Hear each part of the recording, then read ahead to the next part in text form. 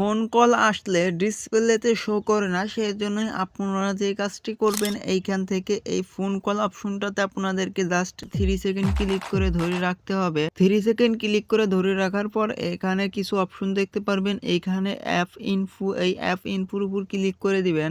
App ইনফোর উপর click করে দেওয়ার পর এরকম ইন্টারফেস শো হবে। এখানে যে দেখতেই পারছেন একদম তৃতীয় অপশনটাতে রয়েছে স্টোরেজ অ্যান্ড কেস, এই অপশনটাতে ক্লিক করে দিতে হবে এবং এইখানে নিচেই যে দেখতে পাচ্ছেন ক্লিয়ার স্টোরেজ এবং ক্লিয়ার ক্রেস, এই দুটি অপশনটাকে এইখান থেকে আপনাদেরকে ক্লিয়ার করে দিতে হবে, অর্থাৎ ডিলিট করে দিবেন। অথবা কারো কারো ক্ষেত্রে এইখানেও থাকতে পারে, সো আপনারা এখান থেকে ক্লিয়ার কেস দুটোই ডিলিট করে দিবেন। ডিলিট করে দেওয়ার পর এইখান থেকে ব্যাক করবেন। ব্যাক করার পর এইখানে যে দেখতেই পাচ্ছেন পারমিশন বলে একটি অপশন, এই পারমিশন অপশনের ভিতরে প্রবেশ করবেন এবং এইখান থেকে আপনারা এইখানে সকল এই কিছু পারমিশন দিয়ে দিবেন। সো আমি এখান থেকে অল পারমিশন করে দিচ্ছি। সো আপনারাও এইখান থেকে সব কিছুই যা যা রয়েছে A to Z এইখান থেকে পারমিশন করে দিবেন।